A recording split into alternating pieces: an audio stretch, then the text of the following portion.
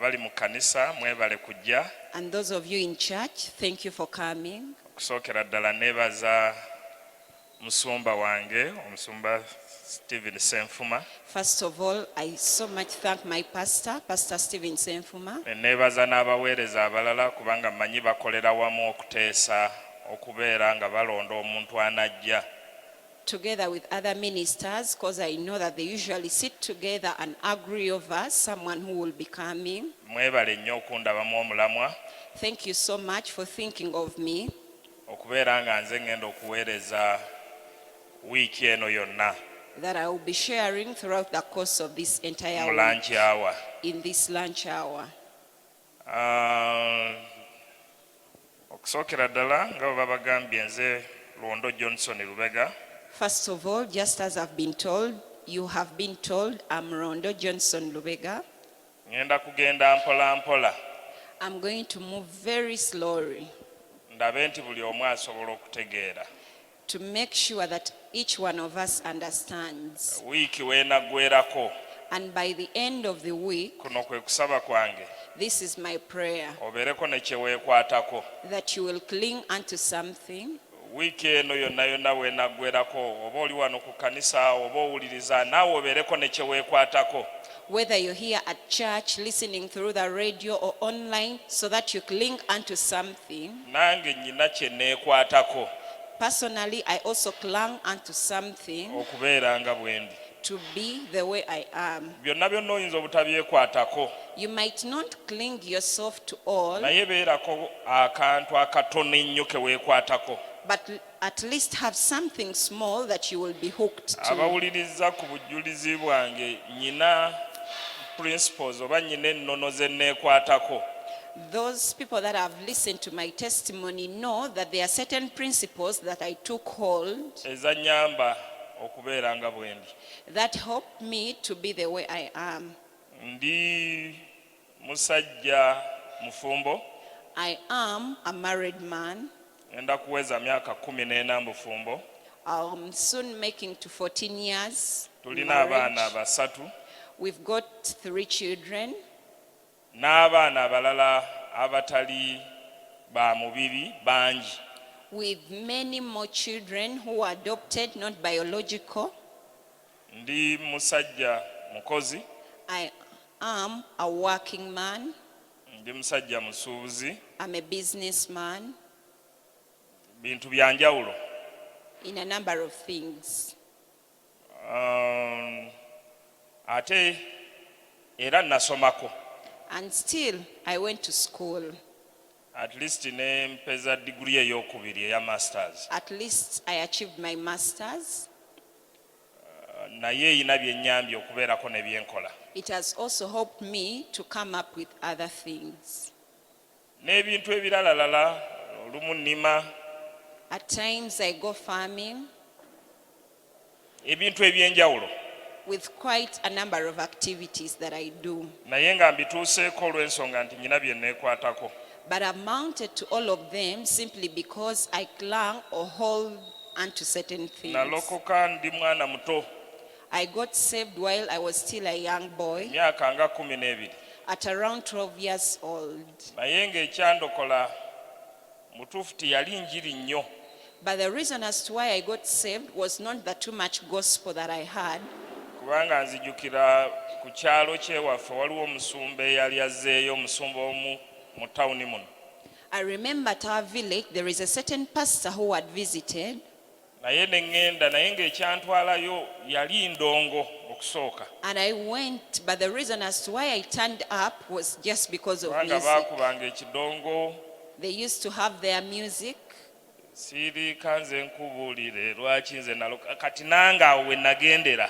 They would praise with the songs like, "Be quiet and I tell you why I got saved." So it is the reason I went to attend. Nga bw'omanyi omwana omuto ow'emyaka emito. Just like you could see any young boy who is still young. Naye by then twali nga ninga nga nze yeetwala nga tewali bazadde nnyo bayinza kuŋŋamba nti togenda kubanga twali bakatoliki. By then we were Catholics and I was a leader of myself. I didn't have parents who would guide me into this or that. Kubanga mzaalibwa Rakai. I'm a born of Rakai. ababaddewo mu services ezibadde emabega mbadde mbagamba nti Rakai ennaku zino bagimanyiko ebintu bibiri. Those of you who have attended the previous services have mentioned that Rakai is known of two things. Internationally batumanyiko ng'ewaava siriimu e Kasensero. Internationally, Rakai is known as the origin of AIDS at the place called Kasensero. Saawa zino district gye ndimu bagiyita Kyotera naye nyumirwa nnyo okugiyita Rakai era ne bw'ombuuza ovaawa ŋŋamba nva Rakai. Kyotera baagisala ku Rakai. Currently, the district in which I live is called Chotera, but I love confessing Rakai because Chotera was just cut off from Rakai. Ekinjagazo giyita Rakai The reason as to why I love calling it Rakai, kubanga Rakai eyina history yange. for Rakai has got a big part of my history. Kati saagala nnyo distortinga my history. So I do not love to distort my history. History yange My history, nazaalibwa Rakai I'm a born of Rakai ku kyalo ekimu bakiyita Kibaale at a given place called Chibale. naye ng'ekyalo kino luvannyuma lw'okuzaalibwa taata waffe yali musajja muvuzi wa truck. And after I had been birthed, my father was a truck driver. Naye truck driver wa loole ezo zaasombanga ebintu ebyenjawulo omuli emmwanyi, mukene, kasooli naye nga bibijja olumu ku booda emitukula oba olulala e Kasensero kubanga gwe gwali omwalo. He would transport coffee, silverfish, cassava. He would take them from Kasensero to the other places. Naye ekimu ku bye namanya mu buto bwange obwo nti taata yajjanga nnyo mukene e Kasensero. While I was still young, some of the things that I got to know most was that Dad would pick so much the silverfish from Kasensero.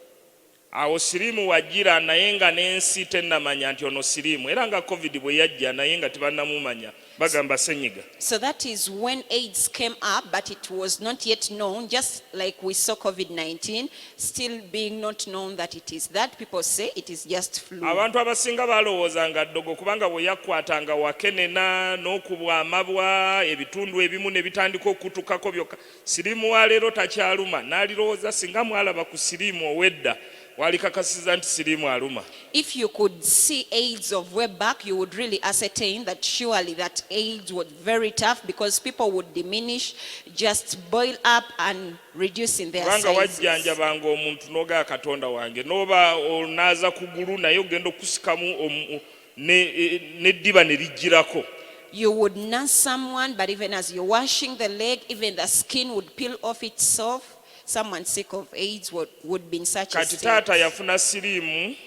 So my father got infected of Yali omu AIDS. ku baasooka okufuna siriimu. He was one of the first people who got this AIDS. Ewaffe nalabako amayumba agamu nga gaggwaawo kwegamba nga n'abooluganda tebakyaliyo nga baddira ne basibako olubugo. Bw'osanga ennyumba nga bataddewo ekiti ne basibako olubugo kiba kitegeeza nti baggwaawo n'ekibanja ekyo n'obojja n'osenga. At our place, I beheld of certain families whereby all the relatives passed on because of AIDS. Even they would bring a backcloth, tie it in that piece of land, so that it is a sign that all people who used to reside here passed away because of AIDS. Era siriimu bwe yakwata muzeeyi olw'okuba balowoozanga nti lyabeeranga ddogo nga n'ewakati abantu si waka wokka naye abantu bwe bategedde nti waliwo eyakwatiddwa siriimu nga tebaagala na kujjawo. Now, when my dad was infected with AIDS, people usually didn't love getting closer to such a kind of person because they would think it is sorcery. So taata yatunda buli kimogezaako okusevinga obulamu batwaleko mu basawo abaganda yonna baagendayo ne Tanzania. Jjukira taata yali mukatoliki. Remember, my dad was a Catholic, so in trying to save life, they tried to sell off all property, do a number of things, visit the witch doctors, go to shrines in desire of saving life. Naye ate mu kaseera ke kamu ne maama n'akwatibwa. But still, within the same course of time, even mom got on this HIV. Maama ye siriimu yamuyisa bubi era ye yafa mangu okusinga ku taata ye yasooka okufa. It is mom who passed on first because she was so much tormented with this AIDS. Ne n'alekawo omwana wa myaka ng'ebiri n'omwezi gumu. And he left behind a child who was 2 years and around 1 month. Taata yo yapazisitingako akadde naye bwe yamala okulwala maama bw'amala okufa taata yatulekawo ye n'agenda. When mom passed on, dad lived for quite some while, but still he had to leave us and travel to wherever he used to Era go. n'awasa n'abakyala abalala bangi. And he married off very many different wives. Actually abaana abamu bakyabaleeta buleese yasembayo ndowooza baakamuleeta emyaka ng'esatu emabega nga yamuzaalako abwoho embalala. To this date, they are still fetching on children of my dad. Like 3 years back, we got another brother who was born at Kabwowe. Era naawe bw'oba oli wano ku kyaki ng'omanyi wali baakuzaalako maama wo yagezaako n'akugamba nti nakuzaalako ekibaala. So even you, in case you're here, and your mom one time told you that you were born of Oyinza Chibali, okubeera omu ku muganda wange. you could be one of my Kubanga brother or n'ono sister. baamuleeta mukulu ne tumupimisa. Because even this one was brought at an adult stage, but we had to go for different DNA tests. Ne tuzuula nti kituufu mwana wa taata. And we really discovered that it is true. Kati oyo ye He's yali a taata. child of our father. So that was the kind of my father. Kati taata bw'amala okugenda eyo n'atambula buli wamu baamukomyawo. After dad had traveled to everywhere, then he was brought back. Mark the word, yagenda atambula naye ku luno baamukomyawo. Take note of this word. He went by himself to wherever he By went. then waliyo But this one ekitongole time he was baakiyitanga- returned. by then waliyo nangayo ekitongole baakiyitanga Kitovu Mobile By then there was an organization called Chitov nga Mobile. kyekirabirira abantu abali mu category eyo. It used to look after people of that kind. Kati taata baamuleeta mu kamotoka njukira kaali ka Suzuki So I remember Ngakeru. in a white Suzuki, my dad was naye brought nga within takyasobola that car. kutambula, He could no longer move, yenna ajjudde amabwa, filled with wounds, yenna akoze aweddewo, very stunted, reduced in sigadde size, magumba. just mere bones. You could look Naye mu at him. kumuleeta nga zze ffe tumulabirire. But they returned him that we may nurse him. Si ye atulabirire naye ffe tukole ki? Not him to look after us, but us to take good care of him. Twagezaako We tried what we buli could. kimu twakikola. We did everything Ng'omwana possible. ow'emyaka 12 namunaaza buli wamu. As a child of 12 years old, I had to bathe Naye him. ng'alina amabwa agataaliko na ddagala. But he had wounds which could not receive any remedy. Ng'osobola okunaaza tubale olina ky'onaaza ekitundu kye eky'omubiri ne kijjirako n'okyanga kijjidde ku ngalo. You could wash him as you're trying to wash a given body part, for Naye example, nga the tetumanyi private na part. siriimu You would Katonda see it peeling yatusevinga off. busevinzi kubanga n'omusaayi gwabeerangako situmanyi na kumanya naffe bwe twawonera. We didn't know all about AIDS. We even can't tell, but we thank God that we Sijjukira were saved. kumunaaza biwundu bye na gloves. I don't recall any day that I washed his wounds with gloves. I used mere hands. naazanga bunaaza. I would just wash him. So taata mu kiro ekimu yampita So one night, my father called me n'aŋŋamba njagala amazzi ag'okunywa. and he told me I need drinking water. Mpulira enkalamata enzita, I feel that I'm dying of thirst. ŋŋenda kufa.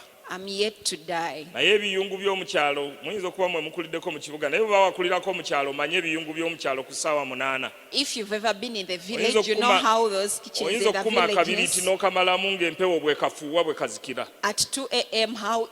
how the wind blows. So amazzi gaatwalako akaseera Now this water to boil took some time okubeera nga gajja, for it to be ready. naye mba mu kiyungu kaganda kange akato ne kajja ne kagaa dadi afa ayagala muteekayo buteesi mazzi. As I was still preparing, boiling the water, my young brother came and told me, Dad is dying. He just needs to take some water. Ne ndeeta amazzi So I brought on this drinking water. gaali tigannajja bulungi nga ga kasuususu. It was not yet ready to Nga take, but I had to muteekayo give mu kamwa. him.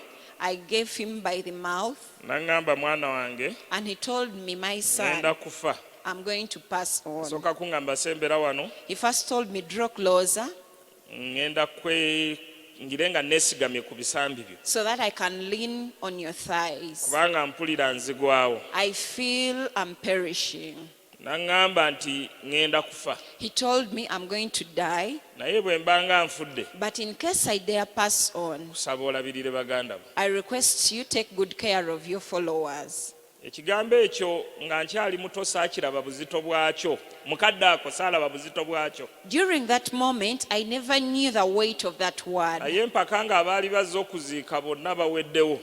Not until all the people who had come for the burial Jjukira had gano ge maka left. gafiiriddemu omuntu wa siriimu abantu gye bataagala kujja. Remember, this is the home where someone has passed on because of AIDS. Therefore, Omuntu people don't nabw'aba love ayitawo coming. nga waliraanye n'olujja ng'ayitira eri naye takwatibwa obulwadde obwo obwali busse omuntu ono. However much someone is passing by would go very farther from the courtyard lest he's infected of that very disease. Awo we nalaba weiti y'ekigambo daddi bwe mmala omuteekayo akajiiko akasooka. So that is when I consider the weight of his statement. But when I gave him first the teaspoon of water, Akajiiko ako n'akaluma.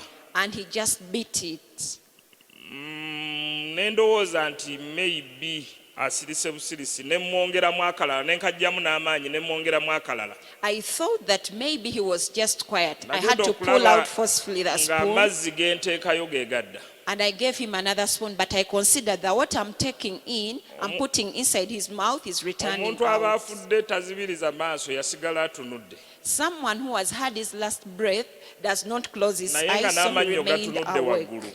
But even the teeth were out. Ne ndekera awo okumuwa amazzi. So I stopped giving him the drinking water. Ne mbeerawo okuva ku ssaawa 8 mpaka ku makya abaali bazze kulaba ku mulwadde. So from 2 a.m. till morning, I stayed with him. Then those who came to check on Be this bambuuza nti patient, bino byatandise ddi. it is they that asked, when did this start? Ne mbabuulira. And I told them. Ne baŋŋamba ono yafudde dda. They told me he has already passed Badde on. n'omulambo okuva ku ssaawa bwe ziti. You have been with the corpse from 2 a.m. Ne bagezaako omanye omuntu aba akakanyadde engalo gye zaali amagulu gye gaali everything buli kimu gye kyali. You know, when someone passes on, is stiffened Ne at every angle he Njjukira ne is. bagenda ne bafumba amazzi I remember- okugezaako okuggyayo ebinywa They bamugolole. tried to go cook some water, bring it when it is really hot so that they can stretch the muscles. Kaganda kange akatoko kagambanga n'okugamba nti daddi tebamuwadde ku kyayi. Now, my young brother would even say, but dad is not given The something. reality is naffe twamanya nti kituufu The yali truth, afudde nange kennyini gwe baali babigaba kubanga nali sirabangako omuntu afudde. the truth is, even I myself, I had never seen someone pass on, so I could not understand whatever I was being told. Ekyo kye kitono ku background yange naye nja kujja mbabuulira ebirala. That is the Mpola, little mpola.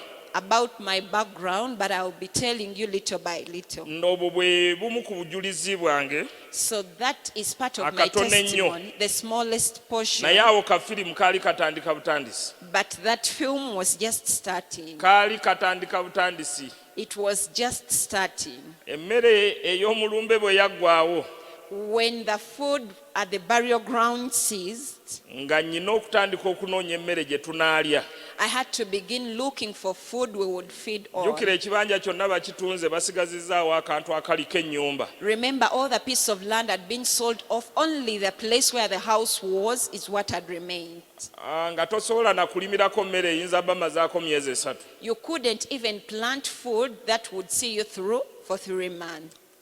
Ab'ekika bonna baagenda.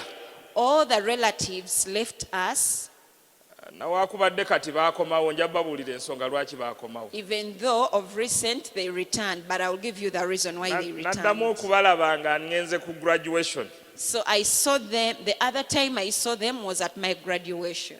Awo nga boogera bingi. Then they were speaking a lot. Mu kika mubadde temubeeranga mu diguli mwana gwo tuweesezza ekitiibwa. You have given us honor. We've never had anyone come up with a Ekika degree in kyonna this. kasooka tuzaalibwa kasooka kibeerawo n'ennyumba eno temubeeranga mu diguli. Within this entire clan, ever since we've been here, no one Mwana has gwe ever brought ky'otukoze us a degree. sikimanyi. You, son, you've done us something we can't tell. Otuweesezza ekitiibwa. You have brought honor and glory to us. abo bebekika. So those are the people of our clan. Kati bangi sebo kati mu kaseera kano nga sinnajja ndowooza n'ebimu n'ente bayinza okugaana ogisala oba enkoko. Of recent, Bwe I wabeerayo believe omukolo ku kika. if there is any occasion that is to take place, they can't work out anything before I turn up. Naye luli baali tibaliiwo. But way back, they were absent. They weren't around. Mutuufu okubonaabona kwali kungi. Surely, suffering was much. Neebaza Katonda nti nze yannondamu. I bless the Lord that He picked on me. Neebaza Katonda nti yannondamu. I thank God that He picked on me. Katonda eyalonda nze naawe asobola okukulonda. The God who chose me can choose you Naye too. waliwo ennono ezirina okukolebwa. But there are certain principles that ought to be done. Taata bw'andekawo ne ndaba nga buli omu tewali anjagala. When my father had passed on, I then considered that no one Kubanga loved me. n'ab'oku kyalo baayitangawo. Even those within our vicinity would just pass by our home. Ne wabeerawo ebitongole ebyali bizze mu district. And within our district, there are certain organizations that came up. Byatandika okujja ewaka kwegamba nga kyewuunyisa. They began to come home Okuzuula- as something that is amazing. Okuzuula omwana ow'emyaka 12 nga y'alabirira banne abalala 5. To discover as boy of 12 years old looking after the Naye nga followers kuliko who were 5. n'ow'ebiri kuliko ate n'omulema. And yet there was one just 2 years old, there was a lame Awo person. w'omanya nti kyali kiyitirivu. So that is how you can really know the situation was tough. Embeera yali nzibu nnyo. It was a very hard situation. Njagadde mbawe background eno nti nga ngenda mu wiiki eno I wanted to give you this background that as kikuyamba I'm going okumanya nti through we this week, naatuukira okwogera bwendi kati it will help you know that by the time I'll give you my current bwe updates, ng'ogamba nti ate nze ndi bulungi nnyo nze ndi Bill Gates kati bwendi. you will say that surely now as for me, I am the Bill Gates Bw'aba because I'm Katonda well off. yasobola okuyamba oyo If God managed to help him, kati ate nze ndi bulungi nnyo. now how about me? That means I'm far better off. Kati ye njagadde nsooke mbaweeko ku background ye. So it is the reason I love to give you first that N'endala background. tujja kujja tugiyingiza And mu little bye. by little, we will be speaking about the Tujja following kujja parts. tubyogerako. We will be sharing about Nga them. mpeza emyaka 13 When I was mounting to 13 years old, nga ndaba tewakyali n'omu atwagala. having considered that there was none who loved us, Nasalawo neekwase Katonda. I decided to surrender myself to God. Natandika era ndowooza nazaalibwa nja kuba manager kubanga obwa manager nasooka obufuna bwe nasaba omusajja omu ku kyalo n'aŋŋamba omuti gwa ffene yali alina omuti gwa ffene nga gubala nnyo. I think I was born to be a manager because even at our place in the village, when I requested some gentleman, he had a certain tree of Olw'okuba twali situlina kyakulya avocados that would bear more fruits. The fact that jackfruits. The fact that we didn't have what to eat, n'aŋŋamba gwe manager waagwo ojja kuwanulanga ffene ono he told me, you are the manager of that jackfruit tree. You will always come otuweeko and ffe pick ebyaffe and give us our portion. then ebirala naawe otwaleko Then you will also take the rest ogabireko ne banno. and even give your friends. Ekirungi omuti ogwo gukyaliyo. Nyina mukwano gwange mutaawe bwe tuba tugenze raakaayi atera okuŋŋaana agamba wali maneja w'omuti guli. I have my friend Mutawe. Usually when we go to Rakai, he tells me, remember you were the manager of that Kati ate nga bwe jackfruit tree. tumala okulya ffene But after we would feed on this twalaba nga jackfruit, ffene ono yali tatumala. we would consider that it was not enough. Ndowooza kye nali nsuulako kye kino ekintu ekibeera ku ngulu ekyo ate nakyo olumu nali sikisuula kubanga kyeyambisibwa ng'akakuluzo mu nviiri. So I would only leave that outside bit, and I would also not spare it because it would help us to act as a comb Ffene to kino comb our kyali kirina hair. ennywanywanga nga nnenenene kweganga naye ogiryanga omuwula ng'owuliranga emmere. Now this jackfruit had this other bit that was quite very big that you could feast on as food. Kati ate bwe tumala ffene oyo n'ensigo za ffene ne tuzirya. Ensigo za ffene ziwooma, nazifumbirako abaana bange balabe nti osobola okufumba ensigo za ffene nazo n'ozirya. After eating the jackfruit, we would now get back to the seeds. Actually, the seeds of jackfruit are very tasty. Bwe One nali time I prepared mbibanyiriza them ne for my baŋŋamba nti children. daddi tufumbireko tulabe ensigo za ffene bwe ziwooma. When I was narrating to my children, so they asked me and requested Era me, kati Dad, bo could you bazimanyi prepare bwe for us ziwooma. those seeds of jackfruit so Bwe that we see twagendanga how awantu tasty they oluusi are? we bagize ffene nga ffe tulondawo nsigo n'ennywanywaa bwe ziba zikyali fresh Whenever we would go to any place whereby they had jackfruit, we would pick out those seeds nga tuzifumba ne tuziryanga emmere. and prepare them as food. Mwe mumanyi kuzookya ani yali azokyezaako? Those of you only know. Kati twagezaako kuzookya naye nga zibaluka engeri gye twali bato kaba kakyaliko akakuta ng'ebalukira mu kyoto. Since we were young, when we tried to burn them, they would roast them. For them, they would just naye ne burst batulagirira nti out. osooka n'ogikolokotako kali akasusu But they kwegamba directed us bw'ogyokya ejja bulungi. that you peel off first its first layer, so that by the time you burn it or Ekinkoze prepare obulungi it, olwaleero it will abali mu get kkanisa ready. bye njogerako babimanyi. The good thing is people present today understand whatever I'm talking about. Kati bw'ova ku kuzookya netugamba wano ez'okuzookya olumu yabalukanga yonna n'ogifiirwa Now, ensaano zonna nezi. After roasting, we just said no. When you roast it, it just bursts out and you miss Kati ffe ne out. tugamba ke tuzifumbe bufumbe. Now we say no, let us just cook them. Olumu nga tumanyi n'ozisekula n'ozigoyanga akawunga. At times we would even crush them Kwegamba and just mingle them okyusaamu like posho. bukyusa nogaga tuziryenga kawunga oba tuziryenga ng'abalya ebijanjaalo. We would just twist on the way we would prepare them. Should we use it as posho with beans, or now we should just Kati nga ndi prepare muto it in a siwali kye different saalya. way? Ebikoola bya muwogo twabirya. Even the leaves of cassava, we use them as food. Essunsa twalirya. We use all the various kinds of Buli kimu vegetables. ky'omanyi kye bakugambye nti kino kiriibwa. As long as any plant or vegetable is mentioned as a food, Kasita kiba nti kyali tikitutta, as long as it would not kill or poison us, twakirya. we would feast on it. Oyo yeffe. Now that is how we Just looking live. for survival. Okunoonya obunoonya engeri gye tunaabaawo. Nga ndi muto, While I was still young, sirina lunaku lwe nzijukirako there is no single day that I recall nti nazannya. that I had time to play. Nabadde njogera mu saaviisi ey'eggulo. Within yesterday's service, I was speaking. Ne ŋŋamba abantu nti nze ennaku zino nzannya nnyo. I told people that of recent I so much play. Surprisingly bwe nazzeeyo era nazzeemu ne nzannya, kiwala kyange ekikulu ne kiŋŋamba daddy tewazannya. Kubanga kyabaddemu mu kyaki. When I went back home, again we had time to play. Now Kati my nze nga ndi firstborn muto said, simanyi surely lunaku lwe Dad, nazannyako. you didn't play. Uh-uh. While I was young, I never recalled that day when I had Waali time to kunoonya play. kyakulya, It was time to seek out for emmimbi food. nga nnyinza okulima nnya, I would go to around 4 different ku garden makya fields. ssaawa 11 At around 5 a.m. early ne in the nkwata morning, olubimbi olusooka. I will go to a given portion of Bwe garden ziwera ssaawa 2 ne ŋŋenda ne nkwata olulala. and dig it all. Then by 8 a.m. go to another piece of Luli olwasoose land. lwampadde ettooke. Now the first piece of land would give me Oyo ng'ali generous matoke. kubanga abasinga baatuwanga muwogo na lumonde. Now as for that person, he or she was very generous. The rest would give us potatoes or cassava. Kati then oluddako And the other garden I would olwo go lwagula to lugoye. dig. What I would get out of it was to buy Oluddako a lwakugula cloth. munnyu. And the other one, what I would get as a reward was to buy salt. Bwe tutyo. So that is how I lived, or we lived. That is how we survived. Amen. Kati bw'olaba kati ono Lwondo ayogera mu maaso go Now the Lwondo who is standing before you, is in the total opposite of the Lwondo eyaliyo luli. he's in the total opposite of the first Lwondo who lived. Actually is in the extreme opposite. He lives at the extreme opposite Ntera ogamba side. abaana bange I usually tell my nti ne children bwe nfiira wano that even if I pass on now, Mukama si kyalina kye mubanja. there is nothing I demand of the Lord. Si kyalina kye mmanja Katonda. There is nothing I demand of the Lord. Buli ne kye nalootako ne kye sirootangako ne kye sirowoozangako n'amaaso gange okukiraba.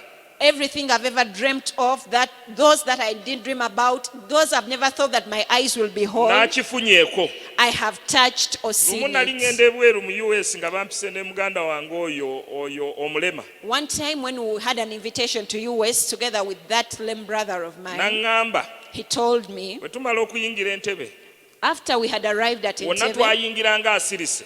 we would reach every place while he Bwe was twatuuka mu quiet. nnyonyi Now when we enter the plane, tayogera bulungi kubanga ayina kind of ayogera akankana. his speech isn't well because he's kind of N'aŋŋamba shaky. baaba He told me, big brother, wano wentuuse where I am now, ne bwe nfiira wano ntuuse mu ggulu. even if I pass on now, I've reached heaven.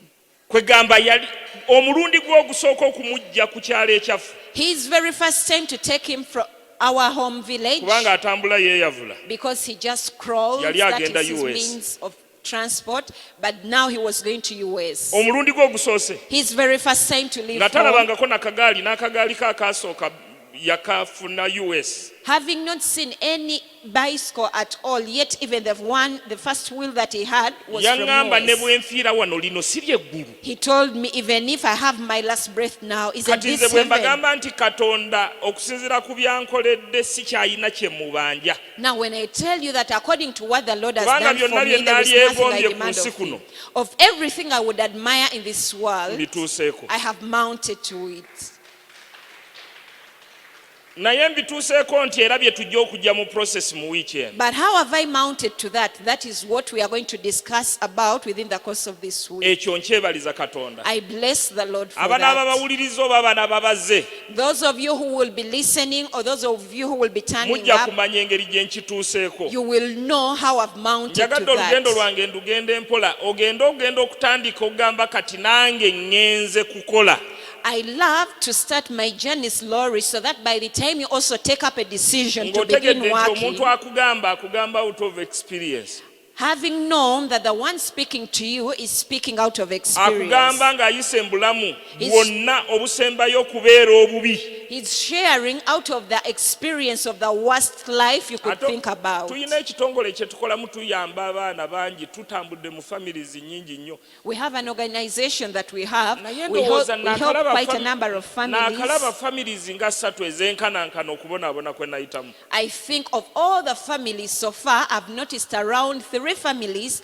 that are equated to the suffering that naye I went ng'oyinza through, okwekanga ate families ze tuyamba ziringa mu 13,000 of which you will find that the families we give aid are around kati awo 3,000. okakasiza nti okubonaabona kwali kuyitirivu So that is how you can ascertain that surely the troubles or sufferings I went through was too much. ennyumba taata gye yatulekera The house that our father left us with, yo ng'eri ku nkondo it was just held by the corner pillars, ng'enkondo bagizikize busigisi of which they were just sustained by Yali bricks by the yammulina side. ttaka. They had rigs and soil, naye nga bagisigise busigisi but they were just sustained to naye nga stand. mwe tusula kwega literally nga tulinga abali mu kifulukwa Almost were just like in a cave, but that is where we used to sleep. Sunday wedde yesterday nabadde mbagamba nti lumu enkuba yatonnya ekiro Yesterday, as I was sharing, I told the people that one time it rained at night, amabaati gonna ne gaflyinga and now all the roofs had to fly off, baganda bange ne bavaayo and my brothers came abawala up. baali balina akasenge ke basulamu The sisters had a room where they used to sleep. buli ekintu ekyo bwe nkirowooza omutima gwange gwennyika Every other time I recall that incident, I feel sorrow upon my sisita heart. wange yaŋŋamba My sister told me, anti namugamba muddeyo ebisenge biyinza obbakuba muddeyo timudduka ate ebisenge biyinza obbagwira I told her, please go back to your room. The walls might fall on you. Please go back. enkuba egenda bbakuba naye timudduka ate ebisenge bisobola obbagwira Do not run, because the walls could fall on you. So stay in your room. naŋŋamba baaba And she told me, big badde brother, nsaba tubeere wano I'm kindly requesting at that we least may bwe stay tuba tufa together. tufe ffenna At least we may all die at once. nawulira nga nze abadde abagoba I felt like I, who was trying to nange chase neŋŋaa them naye back to their kikola room, bwe tuba tufa ffenna tufe ffenna tubadde And- tubonaabona ffenna and I realized it is true. If we are to die, let us all die at once, so because we've ffenna ne suffered tujja mu together. kakoona Now we all came to one given ne corner, tugwerako ekiro kyonna and it showered on us throughout the entire night. naye mukama n'atusaasira ebisenge tebyatukuba But God had mercy upon us, and the walls mu did butuufu not fall katonda on yali us. yatumanya Surely God had known us, era nga katonda bwe yakumanya just as God knew you. kubanga bayibuli egamba nti nakumanya nga tonnatendebwa na mu lubuto lwa maama wo For the Bible says that I knew you even before you were in the womb of your mom. ate yakumanya nga si kukola bubi And he knew you not to ill-treat you, naye But yamanyi plans zonna z'alina ku ggwe. he knows all the plans he has over your life. Plans ezo Katonda mwetegefu ozituukiriza. God is ready to fulfill all those plans. Nze ndabye ezange ng'azituukiriza. I have seen him fulfill his plans over my Naye life. wayinza okubeera nga waliwo ebintu bingi ebisibye. But there could be a number of things that are hindering or stumbling you Oluusi from ate nze reaching to Mukama them. nga yannyamba ne mbisumulula. And yet, at times, personally, God helped me that they were all unblocked. Katonda ayina pulaani ennungi eri obulamu bwo. God has a good plan over your life. Ndabye ng'atuukiriza pulaani ennungi eri obulamu I've bwange. seen him fulfill his good plan over my life. Nga mpeza emyaka 13. When I was mounting to 13 years old, Mujja kunsaasira ebyawandiikibwa gye biri naye njagala nsooke mbawe background n'obujulizi.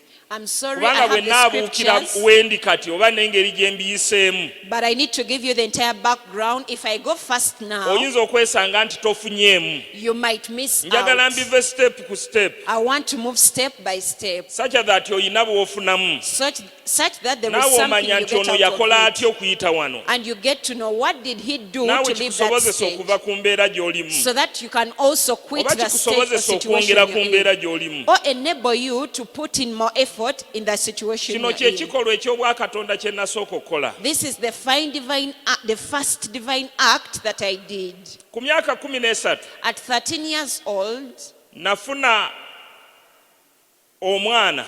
I got on a certain child. Waaliwo olutalo e Rwanda. There was a genocide at Rwanda, Ne ndowooza and I thought to myself nti kino kijja kunkolera nange singa mba nnyina gwe nnyambye. that this will work out for me in case I help Eggulo someone. kawala kange, unfortunately, I think this is a divine intervention. I believe this is a divine Lwe intervention. nabuulidde eggulo, Yesterday, after sharing within the kawala first kange nakolo service, kagenze ne kakeberayo. that is when my daughter I told you about Naye went to the kaŋŋambye YouTube, nti I didn't know.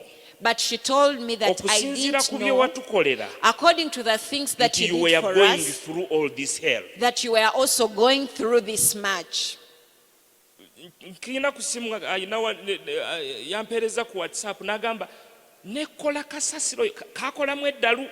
She was very, very stubborn. Kati nga ndi mukaweerera ne kagamba mazima naye n'otandropinga kugamba nti oba kondeke But I used to pay for nga her naawe school onoonya fees. kyakulya. And she told me, Ne you even did kanzijukizaamu give awo up on obuntu me. obumu mbu wampita ne nfukamira n'onsabira. Even when I disturbed and tortured you, she reminded me a number of things I did. Like one time you called me and I knelt down, you prayed for me. Ku myaka egyo By then, at 13 years old, abaana abo baabaleeta ku kyaki n'abantu abalala kubanga Rwanda baggukira eri Erakaye waffe. at our church, that girl, together with waliyo other olutalo. children, were brought at our church because some of the Bwe Rwandese baabaleeta had to ku run our our local side. church ne ndaba nga basula ku kyaki ku lubalaza. When they were brought to our local church in the village, so I saw them spending nights Ne by the nsaba omusumba wange. verandas. So I requested my Mbu pastor nange ndabirireko omu. that I may also take care of one of Mbu them, ndabirire ku abo that I may take care of nga nange those neetaaga kulabirira. of which I was also in Naye great ne nsaba need. nange mbu ndabirireko omu. But I also made a request that they may give me one person I Ali will mu take kumpa care of. testimony mbu ndabalabirira bulungi. Now this girl was testifying that I took good care of Surprisingly them. baganda bange baali bagenda mu masomero ga gavumenti. Surprisingly, my brothers and sisters Naye mbu were ye taken on namutwala mu government private scholarship. school. That as for her, I took her to a private Naye nga school. nange school fees nnoonya bunoonya eziweerera nze. Yet I was also seeking out for school fees to pay my Ngamba dues. kano akaana kajja kuba kawala k'amaanyi. And I said, this girl will be a very strong girl. Ne nkaweerera mu kannassala akali private. So I paid her nursery tuition at a private Era ne nkaweerera mpaka until mu eyo eri era nja balaga. I will show you still within the Mukama course of that bw'ampaddemu area omukisa. how God has blessed Nga bwe me. mbagambye essaawa zino tulina ekitongole ekiweerera abaana. Just as I've told you that currently we have an organization Ekiri e Rakai. that is found at Rakai and looks after children, pays their dues. Bakiyita Act International Missions. It's called ACT International Mission. Ekyabbreviatingibwa AIM. It is abbreviated with the word AIM, AIM.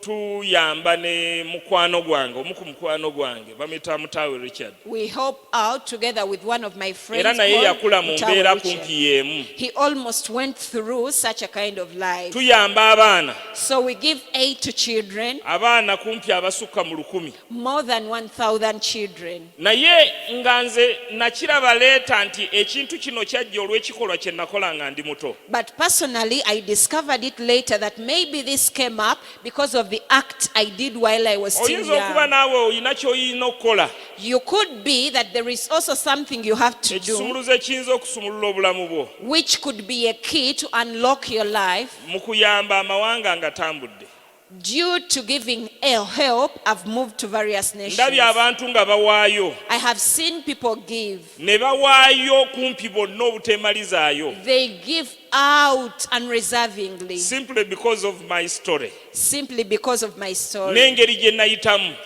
and of all the things I went n'engeri gye through, nayambamu abo abaali batasobola kuyambibwa and of the way I helped those who naye had no any n'engeri gye help. nakolamu But even of the way that how I mujjukire nti worked. wiiki eno nga njogera obujulizi bwange Remember that throughout the course of this week, Tugenda as I'm kwogera sharing ku my kukola. testimony, we are going to be talking about nabagambye ndi working. musajja mukozi I told you I'm a very hard-working man. ndi musajja mukozi I am a very hard-working man. n'abaana bange bakozi Even my children are hard-working. saawa zino abaana bange okutuukira ddala kwasembayo ayina kyakola Currently, till the last born, they all have something to do. ate era nga basoma And yet they school, bonna bakola they all work. muwala wange asembayo yawezezza emyaka 9 My last born mounted to naye 9 ye mwana years old. akugamba nti out of my business But she's the girl who tells you that out of my daddy business, nyina sente zino Daddy, I have this much. zongere mu bizinesi eno Please invest it in this twongere business twongere ku magoba so that we get more profit. gyagamba investinge mu petrol station ndi mu The- kuzimba petrol station I'm constructing a petrol station. naye So ampa sente ze she gives me her money. ne baba bamuwadde ku birthday ye Even when she was given money Ampa on her 10,000. birthday, she gives me that 1,000. mutwongere ku petrol station Then let us put much money within this petrol station mutujja kufuna amagoba leeta that we shall get profit later. kubanga mutraininze mu kuyinvestinga For I have trained her in investing. mutraininze mu kusevinga I have trained her concerning the saving gweowa matters. ku saawa zino ayinza okulowooza bazimuwa 1,000 agenda gulamu kabalagala na switi So currently, someone would think when she's given the 1,000, Owanga would go and ayagala buy sweets or kuinvestinga. pancakes. Mine loves to ku invest. birthday ye ebimu ebigambo bye namugamba ogenda kubeera mukyala w'amaanyi agenda okuyinvestinga agenda okuyimportinga agenda okukola bino simply because of that akiyina mu mutima gwe On her birthday, I declared a number of powerful words. You're going to be mighty, you're going to export, you're going to someone who is great in tugenda business because that is her tugenda heart. kuyiga ku investment We are going to learn and study tugenda about kuyiga ku investment. savinga We will also share about saving. abamu abali wano mu kyaki abali bazzeeko ewaka Some of you who have ever visited my home, oyinza okulowooza oba wano factory you could think, is this a factory? kubanga buli kimu wano n'osangawo bokisi za kyoko Because you will find here boxes wano of chalk. n'osangawo akafactory akatono kakola Here you sabbuuni will find a small Wano factory n'osangawo of enkoko. soap making. Here you Wano will find n'osangawo- chicken. kwegamba ewaka waka wakulaga nga wakatuukawo kye wasooka okukulaga wakulaga nti ono mulala As long as you appear at my place, the first perspective you get to know, this is bayirawe a different n'okutuuka kati person. nsobola okuzimba amaka ne bwegabeera gas buwumbi 2 To current date, I can build a home, Naye however kikwewuunyisa expensive siina it maka. could be. But amazingly, I nange do nsula not have n'abapangisa abange a home. I stay with my sinnafuna sente tenants. zimba maka I've not yet gotten that money to build the home I love. kati gwe olufuna miliyoni 5 ng'ogamba nga mazzi Now for you, when you get on 5 million, you're like, I'm done with my home ngenda now. gazimba maaso awo myaka ng'etaano I egijja know in around 5 years to come, I'll build a Kiri home mu I pulaani love. yange. It's within my plan. naye nga But already sinnagazimba currently, I've not yet constructed wensula one. waliwo abapangisa I stay with my ate wenkolera tenants, n'ebyo byonna and that is where I have all the kati various ate n'ebirala activities. ebyo work. bye nkugambye nti njagala bwe mba nga nzuukuka nyina kye nzuukukirako That is what I've told you, that as long as I wake bwe up, I nzuukuka feel I ku need 11 to go and mubuuza do nti something awo else. ebidomola bya sabbuuni nga tibiriiwo Now, when I wake up at 5 a.m., I can ask The jerrycans of soap are not here. awo Why? nga tuwali kino How comes this is missing awo nga here? tuwali kino How comes this is missing kati here? naawe bw'oliflectingamu ewaka So you could also begin gwe reflecting wakaawo at your weeyambisaawo home. otya How do you utilize your space at ebyo home? byonna tugenda bigendamu mpola mpola Slowly by slowly, we will go into all tugenda that. bigendamu details We will buli go kimu. into detail of tugenda genda every ku bit. mikwano ki gye tulina We will go and visit the kind of friends we nina have. emikwano mitono nnyo ate gya nsonga I have very few friends and they are very key nagikategolayizinga reasons. nogikategolayizinga I categorize the friends I have. nina emikwano egiri spiritual They are spiritual friends nina emikwano egiri social and they are social nina friends emikwano egiri financial and they are financial nina friends. emikwano nagikategolayizinga. Do you categorize your friends in that way? Likewise to you, do you categorize your friends? Ekyo nakyo tujja kikwatako. We will also be handling that. Tujja genda tukwata ku buli kintu ekyenjawulo. Little by little, we'll be handling the different Mbadde parts of njagala life. wonaaviira wano So it is my desire by the time you naawe leave this ng'ogamba nyina place, kye nsobola okukola. whereby you also say there is something I can Olwaleero do. tuyinza obutawandiika byawandiikibwa nnyo. Today we might miss out on noting Munsaasire abazze nga scriptures. bazze kufuna byawandiikibwa. I'm very sorry, those of you that have come to get Mbiyina bingi scriptures. bijjudde wano. I have quite a number of Naye scriptures, tuyinza obutagira byawandiikibwa. but we might miss out on Naye noting njagala scriptures. tutandikire ku kigambo kiri taata wange kye yaŋŋamba. But I want us to begin with that sentence Nti or word mwana wange my father kola nnyo. told me. My son, work hard Labirira bato. and take good care of your Oyinza okuba tewali yali followers. akigambye. You could be that none has ever told you Naye bwe that. yaŋŋamba kola nnyo. But when he told me work hard, Namanya nti my survival. I got to know that my survival, N'abantu bonna abaatuvaako. together with all the people that N'abantu forsook bonna us abatatwagala. and all those that don't love Bajja us, kukomawo nga nkoze will nnyo. return when I work hard. Era nkulayirira badda. And to tell you the truth, Kati they ebintu all ebimu bye return. tuyitamu. So some things we go through, Nti ate baganda bange tebanjagala. my brethren do not love Nti ate me. bino tebanjagala. Now these people of that Nti ate place don't emirimu love me. sigiraba. You know, I don't find Ebimu anything it to is do. because of our own making. Some things are brought forth because of our own Nze making. that is my theory. Eyo endowooza yange. Ng'oyinza okubeera ne theory eyo endala. You could also have your own Naye nze eyo theory. ye theory yange. But at me as an individual, that Bagambye is emikwano mine. gyange giri selective. I've told you that I have friends that are very selective, Ate nga nabakategolayizinga. of which I categorize Era every bw'ojja friend I ng'oyagala have. kubeera mukwano gwange nkuteeka mu category. When you come and you want to be Category friendly, I ki gye ngenda categorize you. okuteekamu? So which kind of category Kati I naawe will place ddayo. you in. So go back. Olwaleero at least ky'oba ofunamu. At least today something Osooka you can get out of oscrutinizinga this. emikwano gyo. Scrutinize the kind of friends you Osooka omanye have nti guno ngufunako ki. and get to know what do I obtain Era from guno this one ngubenefitingirako wa. and how do I benefit Era from guno this friend tulinkinga tutya. and how do we link up with this Guno bwe friend. nsisinga nagwo gugenda kuntwala wa. Now when I insist with this friend, how Ekyo far tugenda will we kijjayo ne mu reach? byawandiikibwa. Even through scripture, we will In the detail process talk ya about lunch hour that. nga tumalako. Within the process of the course of this lunch hour, Bajja kubanga nkulaga lwaki. I will be showing you Era why. naawe oddeyo oyiseemu. Even you to go back and revisit. Ab'eggulo nabagambye nti buli first Yesterday, I Over told the people in second. service that every first or second, amasimu agamu ngajja namu mu ssimu. I delete some contacts from Saagala my mbeera phone. awo manye nti nyina ab'emikwano 1,000. I do not want to be there and Naye think nga I have 10 ne bwe friends. mbeera n'ekizibu kya mutwalo. Yet, even if I have Oba a kya problem mitwalo of 10,000 or 100,000 Tewali ayinza shillings, kukinyambamu. none can help me out of Kati olwo oba it. nga saaki. Now, to what Ate benefit mbeeremu na do you bataano. benefit me? Let me remain with the 5 Nga bali mu friends, kategole ezijja okunyamba. of which they lie Eyo in the no, different no. categories which could help me. Eyo principle. That is a Eyo principle. principle. It is a principle Egenda okutuusa w'olaga. which will take you to wherever Ne you bwe go. babeera baaluganda. Even if they are your brothers and Waliwo principle sisters, endala. there are other Bwe principles. waka ewawo bakola ki? At your home, what Nze do buli they muntu do? alina omulimo. At my place, everyone has Na something bw'abeera to do. mukozi. Even if he's an employee. Recently siina bakozi naye nyina abaana abajja ewaka. Currently, Abaana b'abaganda bange ab'enjawulo.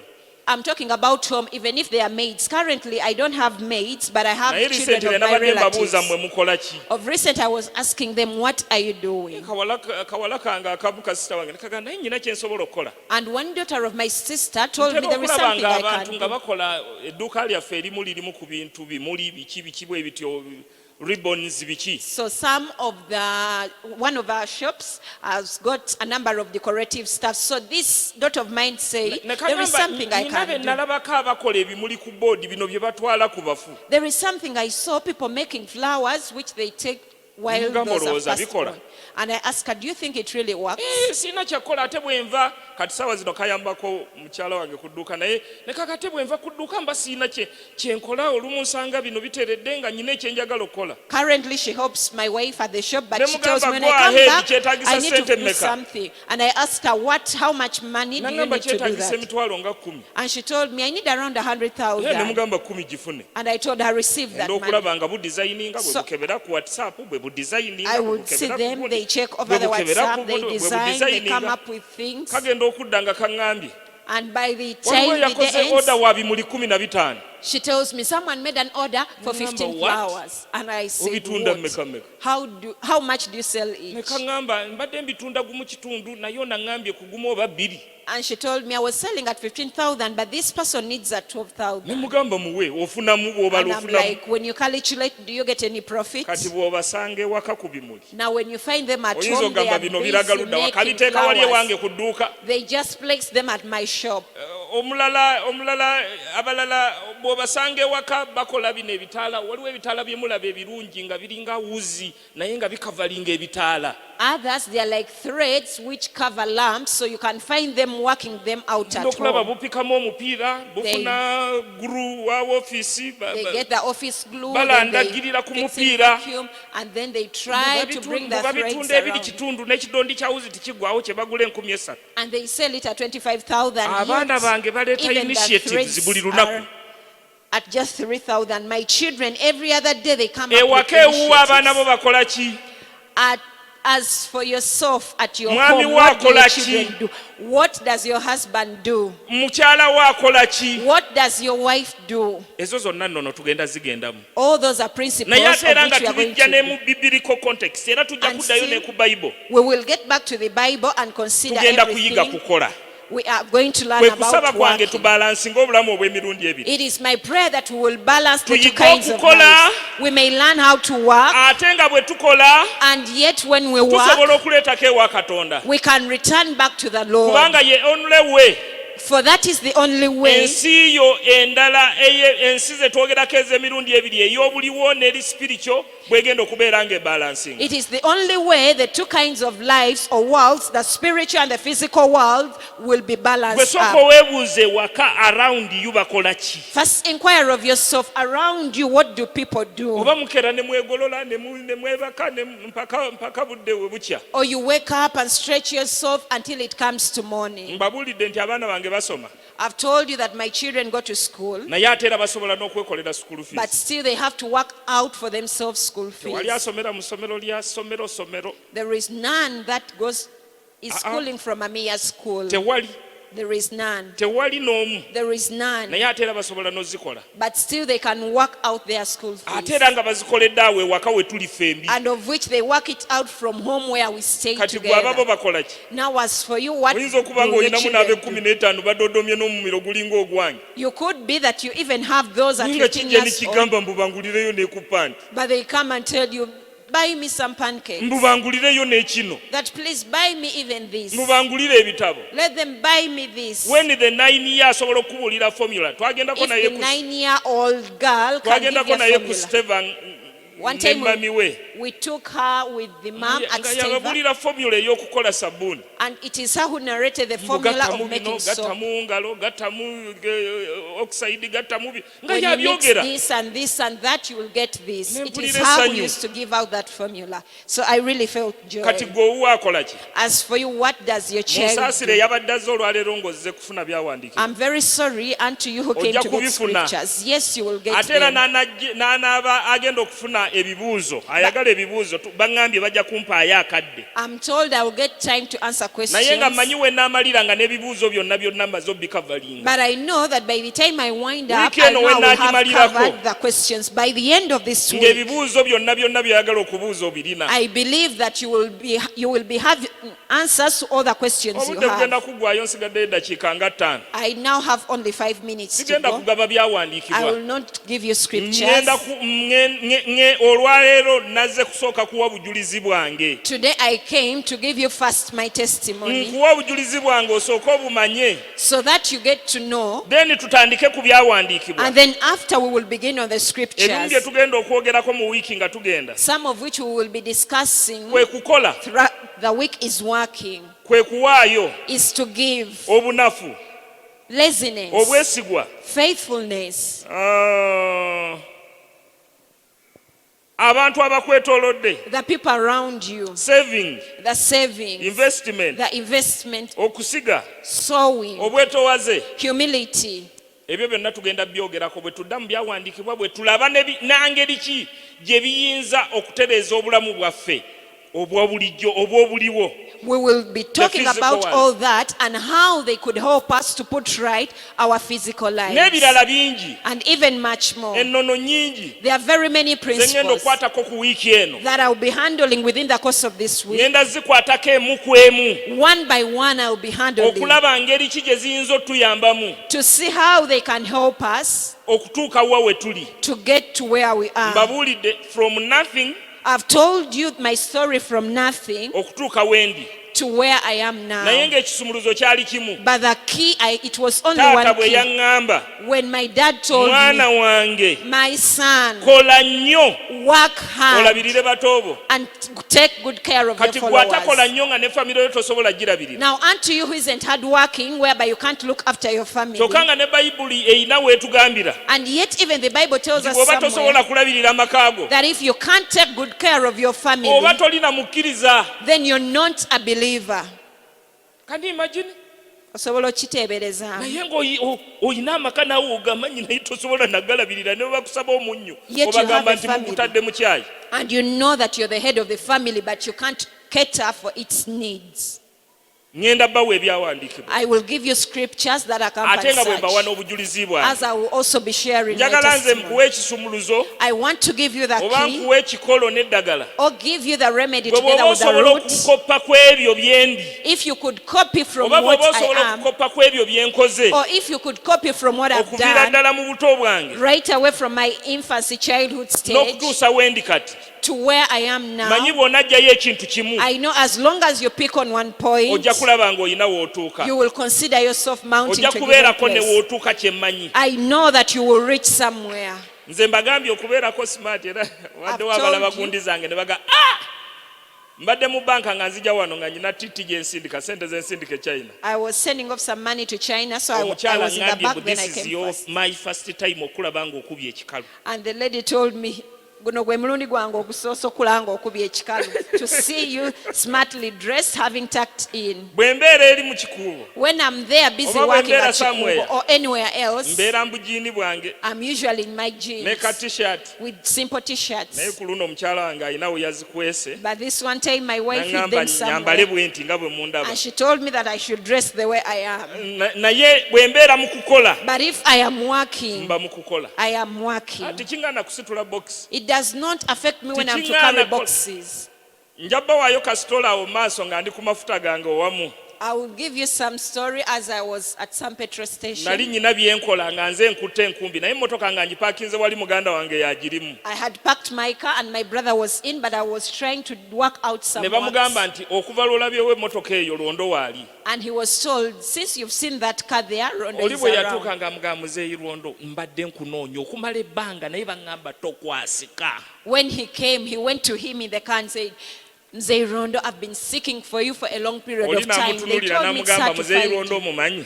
And this brother of mine looked at him and he said, do you know him? Simumanyi naye baŋŋambye ali awo mu mmotoka. I don't know him, but they've directed me to the car that is inside the car.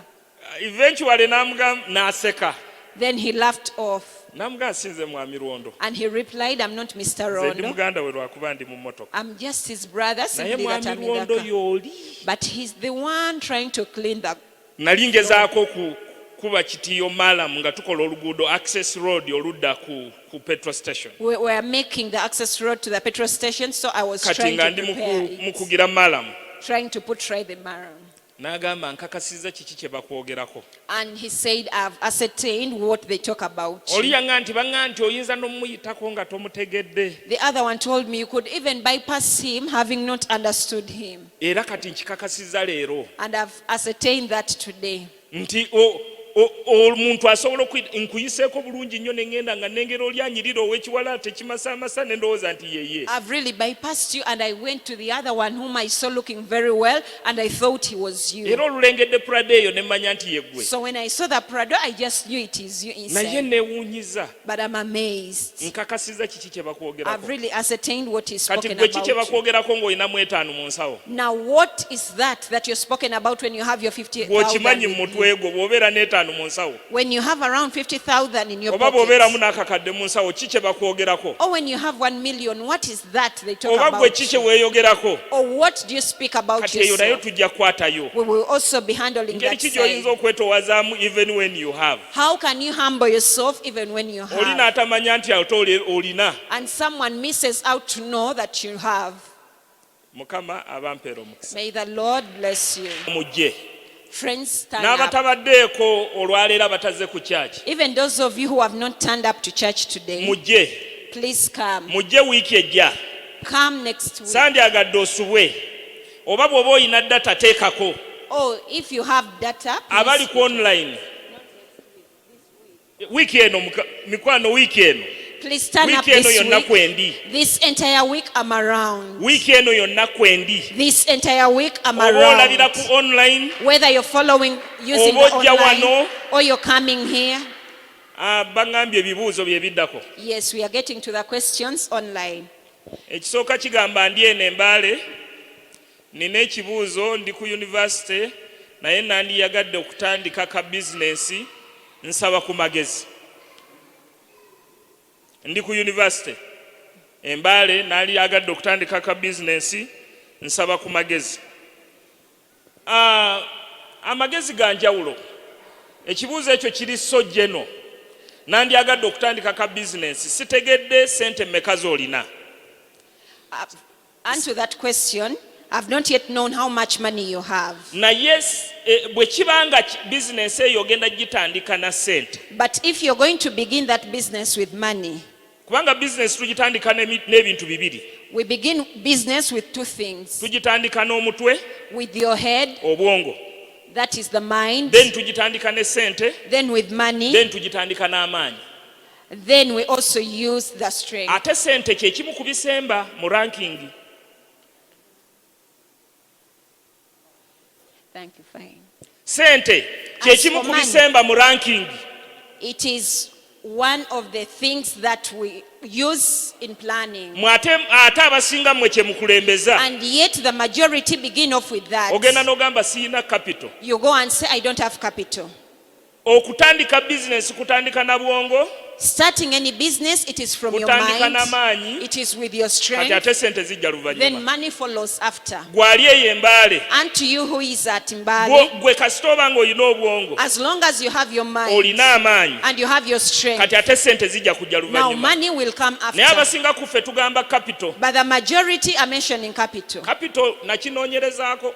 I sought out about that word Baŋŋamba capital. kiva mu Lulatini. And it comes from a Latin word. Kitegeeza magezi, It means wisdom. kitegeeza bwongo. It means the mind. So when you say siyina capital, Now when you confess I have it's no an capital, equivalent or a confession obeera nga alangirira nti siyina magezi.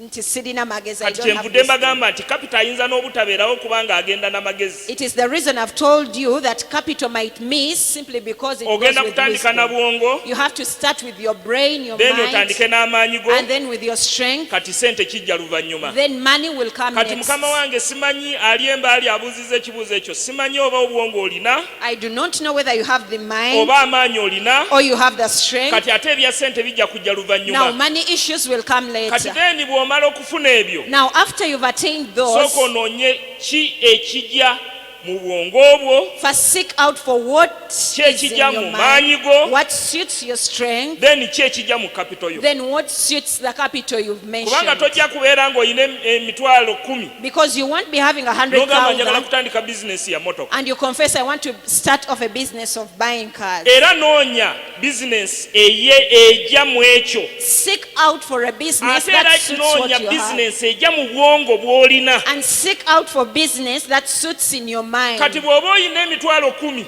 If you have 100,000 n'otandika okugamba mbu nnoonya visa, and you tell your friend that Ati I'm omanyi seeking out njagala for a genda visa, China. I want to go to China. obwongo obwo oyinza okuba tobulina. Perhaps you don't have that brain, that Sooka mind. otandikira eno wansi Begin from the nga roots. bw'ogeyininga obwongo obwo As you gain on that ate mindset, olyoke. and then you can fly Tewali off.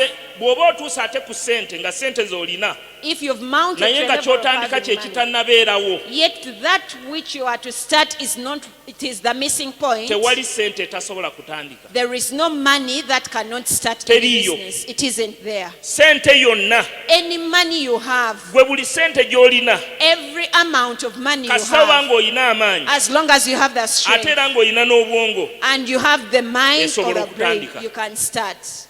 Thank you so much. Esobola okutandika. You can start.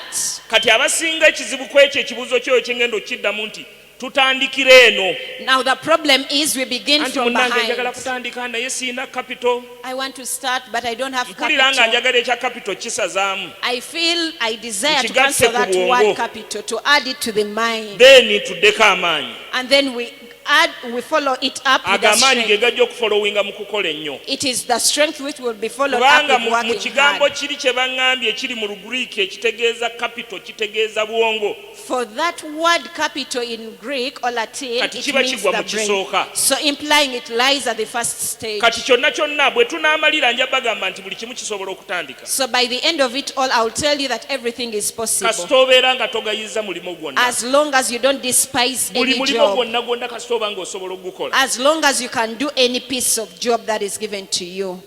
Amen. Thank you so much. Tuyina ebibuuzo nga aba online babuuza naye ate naffe mu kibiina we tubeerawo n'ekibuuzo wulira emirembe okuwanika omukono eddakiika si nnyingi ojja kuddibwamu. Ngenda kusoma ebibuuzo omubuulizi waffe ng'atuddiramu ansaza ebibuuzo eyo naye naawe oba oyina osobola okuwanika omukono gwali wano kubanga omukisa gusookera ku ggwe yazze okubuuza ekibuuzo kyo. Tuyinayo Teddy Busiima agamba I'm dearly waiting to hear how you came out of that. I'm not an orphan, but I have gone through a lot. I know by working hard, God will change my story. Teddy, that is very true. Please just tune on, continue being online, follow these lunch hours. You're really going to follow and know the entire story and you will be helped. Amina.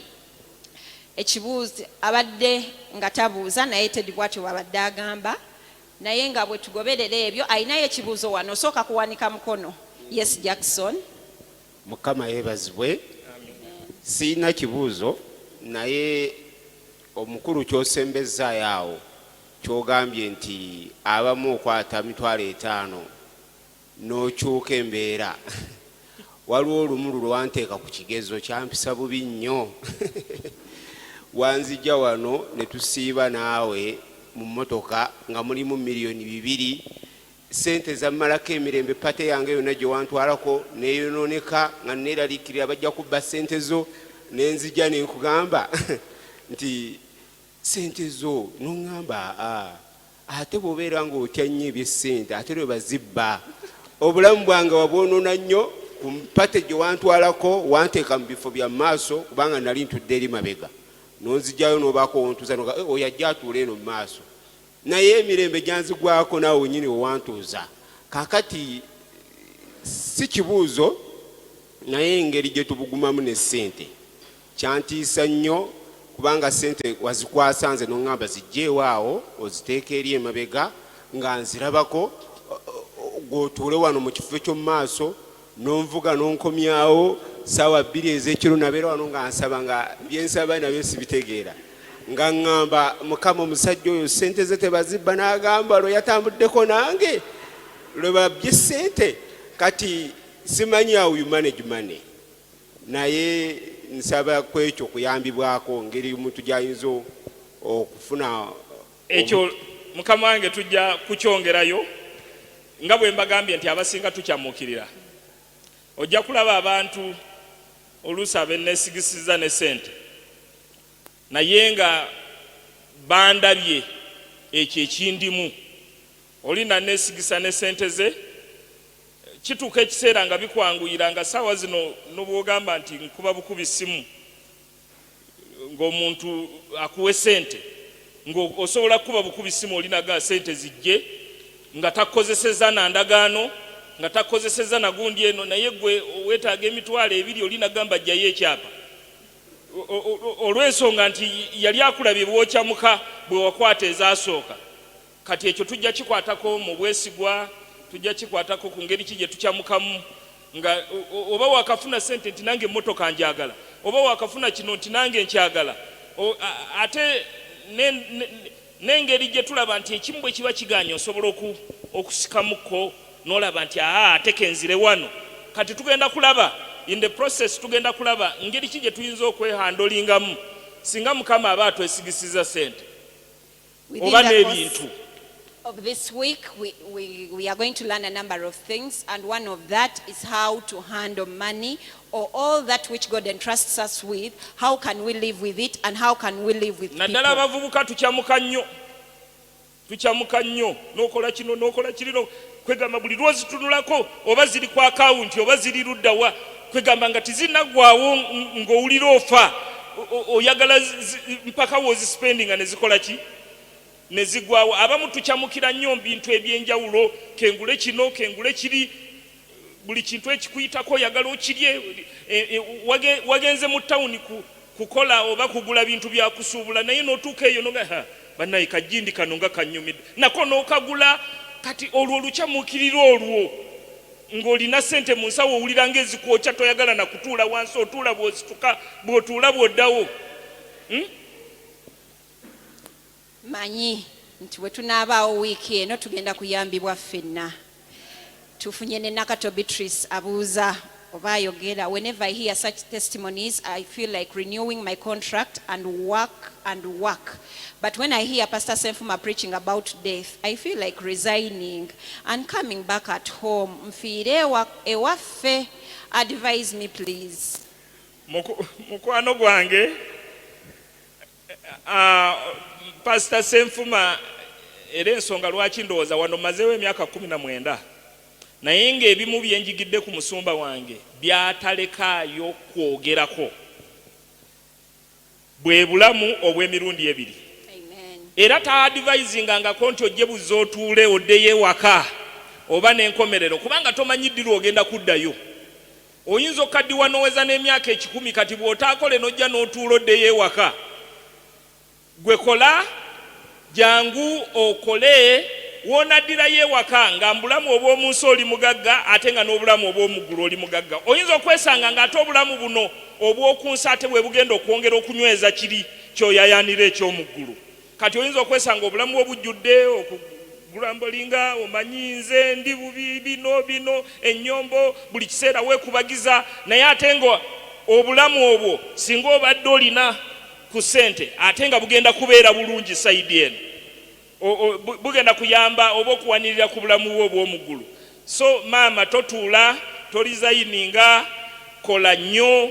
Kyenkwadivaizinga bw'oba okola kola n'ebintu ebirala. Kati ebyo ebirowoozo olumu bijja kubanga oyinza okuba nga okola ssente naye nga oteresa oba mu nnyumba nga toyina walala woozisevinga, toyina mirimo mirala gy'oyongeramu. Buli lw'obeera n'emirimu emingi egy'enjawulo egireeta ssente n'ebyo oba tokyabirowoozaako nti oba ate ŋŋende nfe, otandika okulowooza ku mirimo gyo buli kaseera. Nze olumu otulo tumbula mukyala wange ekiro yangambye otulo twamubuze kati ndi mumubuuza oba lwaki twamubuze naye yabadde raakayi wiiki ng'emu n'ekitundu naye yangambye ti yeebase ekiro kyonna. Era akayi gye yabadde yadde alimu kola bintu bingi. Tuli mu kutandikawo kiliniki, tugenda kutandikawo secondary, amafuta gye gali. Kati yabadde bintu bingi nnyo. Kati nangambye ekiro kyonna kyambuze. kyovola olumu abagagga baga nti tiyebaka abalala ne baga abo balabika balogo n'obulogo otulo tubabula naye ssebo ng'olina ebyokukola n'otulo tubula tosobola kwebaka ng'ebintu byoyagala okukola byetaagisa miliyoni 5 oba olina kunoonya magezi ngeri ki gy'ozigiramu. So mukwano gwange tolizayininga to work hard naye ne bwe tunaaviira mu session eno naawe ngenda kukwatako gwali eyo akola ennyo oyinza okuba olina wooli stack we weetaaga okutagululamu okubeera nti ate ofuuka ekirala. Amen. Tweyanziza nnyo nzikiriza omu abuuza ate ffenna ne tuyigirako. Ekibuuzo ekirala bannange mu nsi ono rahima bannange mu nsi mulimu ennaku naye yeebazibwe Mukama Katonda waffe atuterekera atatulekerera. Amiina. Weebale nnyo tekibadde kibuuzo naye abadde atuzzaamu amaanyi. Omuntu yenna ayinayo ekibuuzo mubaze mu service olwaleero n'abali ku online. Mukyala Nsubuga. Hallelujah. Amanya nze Sarah Nsubuga Tandese kuŋŋaanira wano. Kibuuzo kyange kiri omuntu ayinza okuba nga abadde akola emirimu. Actually abamu oyinza n'okuba nga emirimu gy'okoze gisinga n'emyaka gy'olina. Kitegeeza obadde okola naye nga ddala okola naye n'omaliriza ng'era ky'okoze tekigguse naye nga si kuba nti oli munafu. Mbuuza olumu kiyinza n'okulowoozesa nti oba waliwo abantu nga bo mu kkoolo y'ebyokukola n'atuuka n'agguka bali mu layini eyo kati omuntu oyo ayinza kuyambibwa atya? Buzibu bwe bwongo kiki ekibeera awo? Kama bawo omukisa.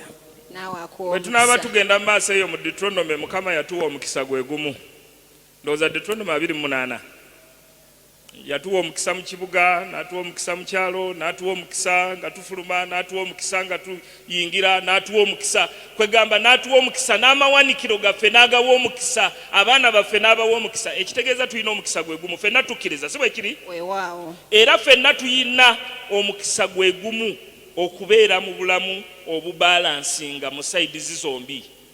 Naye wabeerawo nga bwe nayogedde madamu nti waliwo ekimu kyotaaga okuggula, waliwo kyotanna unlockinga, waliwo kyotannaggula, oba waliwo oyo kyatannagula nti ayinza okukola n'akola emirimu mingi nnyo naye ate oli n'akola emirimu mitono nnyo naye ate nga giri smart. Awe tugenda ogenda emirimu gyo gipulaninga otya? Do you have any planning? Singa muwala wange Gloria abadde asobola obbalaga ku katabo kange kempulaningira mu nti nze buli mwaka nga gutandika mbeera ne plan, a master plan nti bino bye ngenda okukola. Abimanyi olumu waliwo ebigaana nagamba dadi kino kati nali nyina we nali ntadde akatabo nga nyina okuwandiika akatabo ku bulamu bwange nga sinnakawandiika nanga dadi kano tonnakawandiika nga nkyakagyemuko.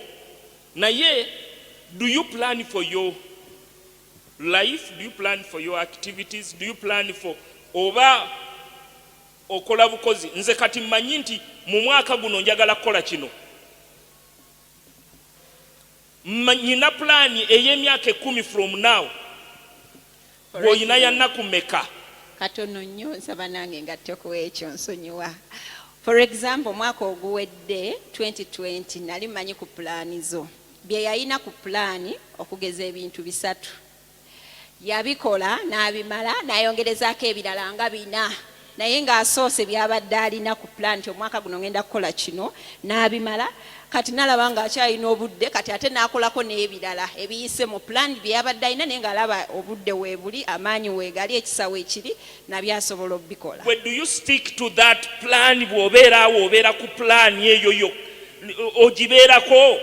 Bwe mba ngambye nti kakati ngenda kuzimba kizimbe bwe kiti mbeera ku kizimbe mpaka lwenkimaliriza ate sisangayo nti kati waliwo ettaka ntero bagamba abantu nenga nti kati ne bwensanga ettaka nga lya miliyoni 1 sirigula kubanga njagala kumaliriza kino. kati waliwo kyewetaaga okukola. It's not all about working hard, but it's all about working smart and strategically. Amen. Mikwano tufunyemu nga tonnabuuza kanzire ku Galaxy Premier atuwuliriza naye gy'abadde ayogera bwogezi nange nja kugula. I will buy and cook ensigo za ffene. Hearing it for the first time bannange oba ziwooma zitya.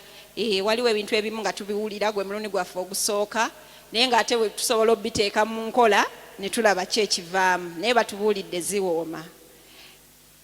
Sebo ekibuuzo kyo? Waliwo kali akabadde eri.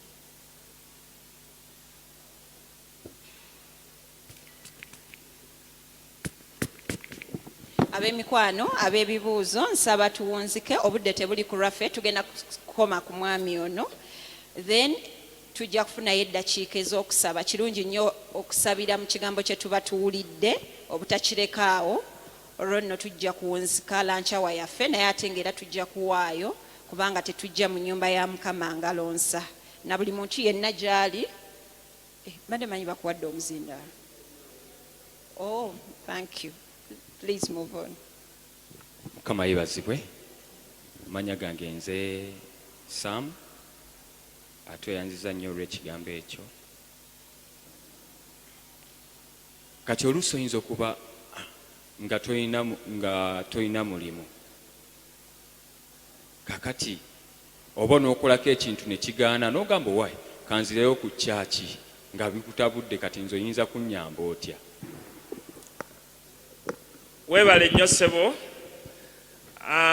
Kituufu oyinza okuba toyina mulimo naye ngenda mu kwogera kwange ngenda kweyongera okulambululako, ngenda kweyongera okutaggululako ngeri ki, kubanga nkubuulidde nti wali baŋŋamba genda okola ennyo naye nga n'ebyokola tebiriiwo, naye nga ndi mwana kati nze nayiiya ntya nti ate oyinza okugenda n'olima wano, oyinza okugenda n'okola kino, oyinza okugenda n'okola kino. Kati awo ngenda kwongera okulambululako. Bw'oba toyina mulimo naye ng'olina obwongo, olina n'amaanyi, osobola kukola otya?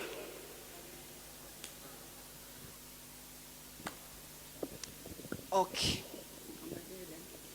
Mikwano ffenna tuyize, nze mu byonna manyi tulina ebibuuzo bingi naye amagezi gendaba ge twetaaga kati tusooke tujje tubeerewo wiiki yonna.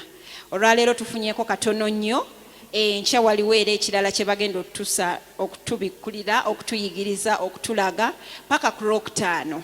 Manyi tugenda kubanga n'ebibuuzo bye tulina biddibwamu mu kugabana kwe tugenda okubanga tufuna wano. N'olw'ensonga eyo buulirako mukwano gwo bambi oyagaliriza mukwano gwo naye obulamu bwe bukyuke. Mubuulire space ekyaliwo abantu bakyasobola okujja. Kyokka ate era n'abasobola okubeera ku mirimu naye ne bateekako Inaman Radio ne bagoberera, oba ne bateekako data ne babeera ku YouTube ne batugoberera ne batasubwa mukisa guno ogugenda otuyambako mu kubalansinga obulamu obw'emirundi ebiri. Mukama yeebazibwe. Thank you so much, Dad, for sharing. Sebo mwami Moses ndowooza siyinza butasoma gundi yo. Moses oyo ateekeddwa okuba nga mmanyi ng'era yali omu ku bakozi aba World Vision. Ayeese Moses Senior, Moses bangi bemanyi, agambye I remember Johnson as a sponsored child with World Vision in the then Great Rakai project. You were an inspiration. Amanyi all my history. Amen. So bye mbagambako waliwo ababiraba nga babirabako physically. So Moses ayinza okubeera omu ku bo. Mukama agulumizibwe. Abantu we batyo nabo batuzaamu amaanyi okubeerayo okukakasa byonna bye tuwulira. Abantu abamu bayinza okuba bagaana eddala bituufu. Mukama mulungi nti ba witnesses gye bali. Thank you so much for the sharing, Dad. May God bless you. At this time we are going to welcome Mr. Ranyanga to come and lead us in the session of giving and then the prayer. Mukama abampeera omukisa. May the Lord bless you. Enkya oba muwulirize within the week. Please follow tomorrow or throughout the course of the week. Manyi Mukama ajja tuwa omukisa. I know that the Lord is going to bless us. May God bless you.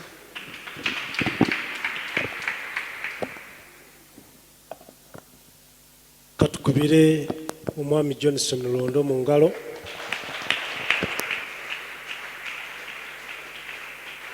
Tweyanziza nnyo ssebo omukama akutuweera omukisa. Tukubire ne mukama mu ngalo olw'enteekateeka ennungi.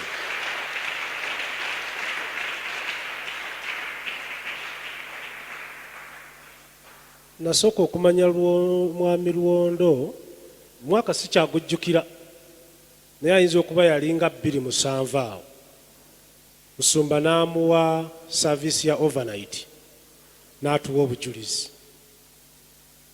Nakwatibwako nnyo, namanya nti omuntu asobola okufuuka ekintu kyonna as long as nti aliko ekisa kya Katonda. Nina statement gyezijjukira taatawo gye yakugamba. Ekyo ekigambo kyalimu amaanyi mangi. Kyemmanyi nti n'olwaleero ekigambo ekyo kikyalina amaanyi paka lw'oliyingira ettaka. Kama yeebazibwe nti abadde mwesigwa, naye alina kyatatugambye. Erinnya lya Kammonde erinnya lya Kammonde nkyalijjukira bulungi nnyo. Twebazizza nnyo olwa bonna abakoze. Mwami Kateete tweyanzizza nnyo. Enkya tugenda kweyongerayo ssaawa y'ebibuuzo. Mmanyi nti wano abasooka temubadde na bibuuzo, naye gy'agenda ono omusajja asomesa mu nkuŋŋaana z'ebyensimbi, asomesa entrepreneurship, asomesa buli kintu. Kati ebibuuzo mmanyi leero temulina bibuuzo, naye mu nnaku 2-3 kyemanyi Friday ejja tukola bulungi. Nga tumaliriza tugenda kuwaayo, kwata mu nsawo zo. Abali ku radio ennamba kwe muweereza ssente muzimanyi, abali ku online muzimanyi, muweerezeko ssente zammwe. Mbaaniriza okuva n'olunaku olw'enkya obujulizi alinga agenda, ebisigadde ajja bizingira omwo. Lunaku olumu namukubira essimu, nze ndi muweereza w'abaweereza ne mwami Lwondo, nali nina puroguramu gye njagala omutegeeza mbaweereza. N'aŋŋamba ndi Raakaayi nzimba essomero lya buwumbi 3 kati siina budde bujjeeyo munsaasire. 3 billion shillings. Tabbye, takumpanyizza, Katonda amuwadde omukisa n'akola n'amaanyi ge. Kyemmanyi Musumba bw'anaaba atuganyizza, Musumba Ssenfuma, onaatusabirako amafuta ago gayiike mu bantu, abantu bakole ebintu bisumulukuke. Kama yeebazibwe. Yimirira ku bigere ebyo tuweeyo. Worship team mujje mutuweeyo oluyimba. Tugenda kufunako okusaba. Dakiika ziyinza okuyitamuko katono, naye manyi tekijja kuyisa bubi. Mukama tukwebaza olw'ekyo kiweebwayo ekireetebwa. Wa omukisa buli mukono ogutodde, otugaziye mu byenfuna, otugaziye mu by'omwoyo. Tuli mu wiiki nga twogera ku bulamu obw'emirundi 2. Engeri ki gye tuyinza obubalansinga. Tuwe omukisa mu Kristo Yesu.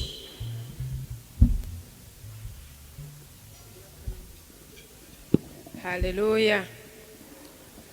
Mukama tumwetaagira ddala mu nsonda zonna ez'obulamu bwaffe. Njagala gwe munyenye y'enkya,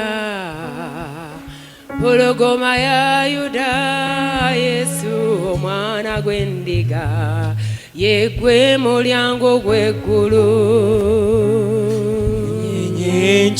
Pologoma ya Yuda, Pologoma ya Yuda, Yesu omwana gw'endiga, ye gwe mulyango gw'eggulu. njagala gwe munyenye nkya. Pologoma ya Yuda, Yesu omwana gw'endiga, ye gwe mulyango gw'eggulu. njagala gwe munyenye nkya.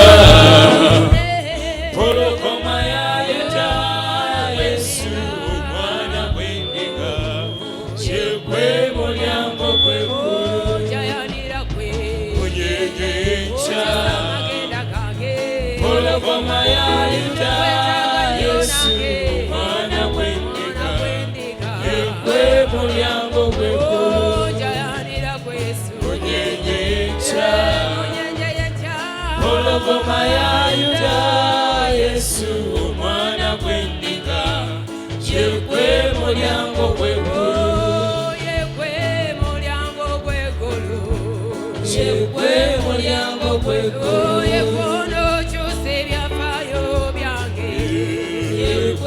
mulyango gw'eggulu. Egoro kyusama genda gange. Yegwe mulyango gw'eggulu. Yegwe muyambi w'abangisebo. Yegwe mulyango gw'eggulu. Ebyalema ekwabisobola. Yegwe mulyango gw'eggulu. Yegwe anampanirira. Yegwe mulyango gw'eggulu. Yegwe mulyango gw'eggulu sebo. Yegwe mulyango gw'eggulu. Yegwe mulyango gw'eggulu. Yegwe mulyango gw'eggulu. Ebinemye Yesu gw'obisobola. Yegwe mulyango gw'eggulu. Ebineralikiriza leka mbikuwe sebo. Yegwe mulyango gw'eggulu. Mu mirimu yegwo nanzigulira oluki. Yegwe mulyango gw'eggulu. Amagezi genneetaaga gwona agampa sebo.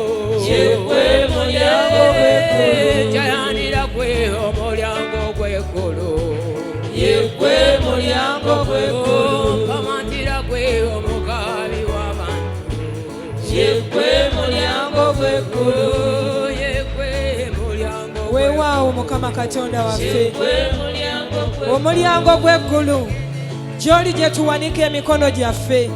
Oluusi tutunula amaaso gaffe nga bye gatunulira tebikoma, emitima gyaffe ne giwubaala munda mu ffe, ne tufaanana nga bukamukuukulu. Naye Mukama gwe mulyango gw'eggulu, oli mulyango gwa bintu byonna, gwe mulyango gw'omukisa, gwe mulyango gwa ssente, gwe mulyango gwa bulamu, gwe mulyango gw'abazaala, gwe mulyango gw'obufumbo. Kyetuva tuwanika emikono gyaffe gy'oli nga tugamba nti nga bw'oli mulyango, zibula amaaso gaffe tusobole okulaba omulyango.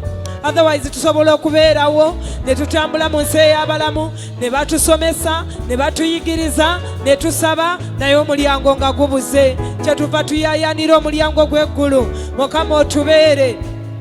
Ffenna abalinga ababadde baweddemu essuubi, abalala balina emirimu gye bakozeeko, ekituufu nga si banafu, naye olinga yalinga alina waatuuka ne bamubba, omulala yali alunda ng'alina waatuuka ebintu bye ne bifa, omulala nga yali alina waatuuse oba oliawo ne bamugoba ku mulimu, kyokka abalala nga pulaani zaffe ze zaabula, obwongo bwaffe nga bwakwata.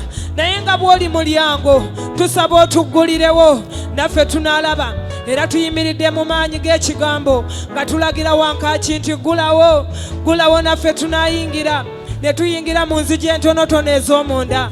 Abeetaaga abantu abo bakwata mukono, Mukama basabira ekisa okubasisinkanya abantu abagasa.